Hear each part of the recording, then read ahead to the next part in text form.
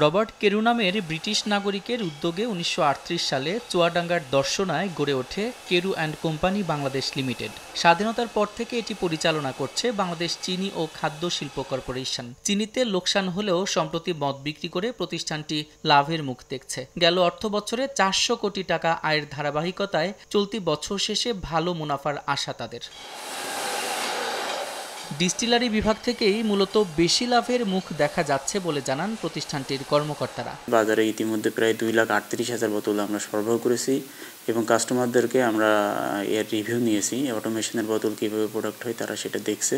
তারা অটোমেশনে উৎপাদিত লিকারের কোয়ালিটি ভালো বলে আমাদেরকে বলছে। গেল বছরের ২০ ফেব্রুয়ারি কেরু অ্যান্ড কোম্পানির ডিস্টিলারি বিভাগ অটোমেশন পদ্ধতিতে মদ উৎপাদন শুরু করে। এই পদ্ধতিতে প্রায় ২.৫ লাখ বোতল মদ উৎপাদন হয়েছে। মেশিনের ব্যবহারে উৎপাদন বাড়ছে বলে জানান প্রতিষ্ঠানটির কর্মীরা। অটোমেশন চালুর কারণে আমাদের প্রোডাকশন বৃদ্ধি পেয়েছে এবং আমরা অধিক মুনাফা অর্জন করছি। রেমিটেন্সও বাড়ছে, লভ্যাংশ আমরা তার 5% পাচ্ছি। আমরা ব্যাপক পরিসরে উৎপাদন করে বাজারের চাহিদা পূরণ করতে পারছি খুব অল্প সময়ের মধ্যে। সম্প্রতি কক্সবাজার ও কুয়াকাটায় ২টি মদ বিক্রয় কেন্দ্র চালু করেছে কেরু অ্যান্ড কোম্পানি। চিনি ছাড়াও হ্যান্ড স্যানিটাইজার, ভিনেগার ও জৈব সার উৎপাদন করে থাকে রাষ্ট্রায়ত্ত এই প্রতিষ্ঠানটি। সময় সংবাদ, চুয়াডাঙ্গা।